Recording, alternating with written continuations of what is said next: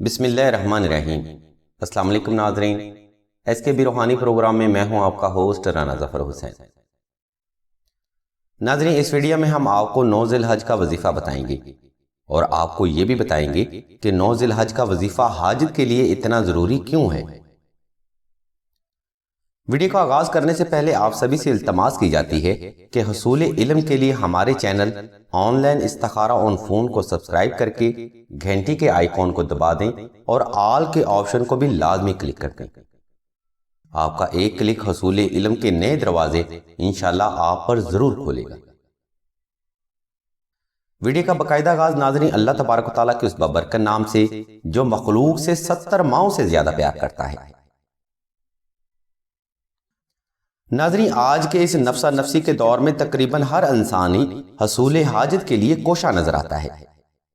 لوگ فکر معاش، دنیاوی اور روحانی پریشانیوں میں کچھ اس طرح سے مبتلا ہیں کہ وہ دین حق کا رستہ یعنی رازق کا رستہ چھوڑ کر رزق کے رستے پر چلنا شروع کر دیتے ہیں۔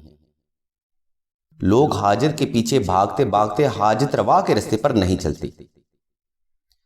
اس مقام پر توجہ کی بھرپور گزارش کی جاتی ہے تاکہ آپ صحیح نقطہ پر مرکوز ہو کر فیض اور فلاح کا رستہ پائیں۔ دیکھیے ناظرین، اللہ تبارک و تعالیٰ کی ذات مبارکہ کی صفات میں کریمی شامل ہے اور اللہ مخلوق کو کریمی کا حکم دیتی ہے۔ اللہ کی ذات رحمان ہے اور مخلوق کو صلح رحمی کا حکم دیتی ہے، اور اللہ تبارک و تعالیٰ کی ذات مبارکہ غفور ہے اور مخلوق کو درگزر اور محبت ملتی کا حکم ہے۔ بالکل اسی طرح ناظرین، جو ذات مبارکہ خود 70 ماؤں سے زیادہ اپنی مخلوق سے محبت کرتی ہو، وہ بلا حاجت میں اپنے بندے کو اکیلا کیسے چھوڑ سکتی ہے؟ اگر وقت نفسہ نفسی کا شکار ہے اور لوگ اس وقت میں حاجت کے لیے در بدر کی ٹھوکریں کھا رہے ہیں، تو پھر اللہ کی ذات مبارکہ بھی اپنے بندے کے لیے وقت کے کچھ مخصوص اوقات میں اپنی رحمت خاص کے دروازے کھول دیتے ہیں۔ وقت ایک تسلسل کے ساتھ چلتا رہتا ہے، لیکن جس وقت میں اللہ کی رحمت خاص ہوتی ہے وہ وقت بار بار نہیں آتا۔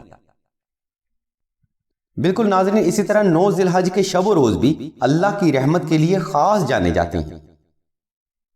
اگر کوئی فرد محبت اور یقین کامل سے اس وقت میں اللہ کی رحمت خاص حاصل کرنے میں کامیاب رہے تو وہ فرد خود وقت کا سخی بن جاتا ہے، تو حاجت اس کے لیے کیا معنی رکھتی ہے؟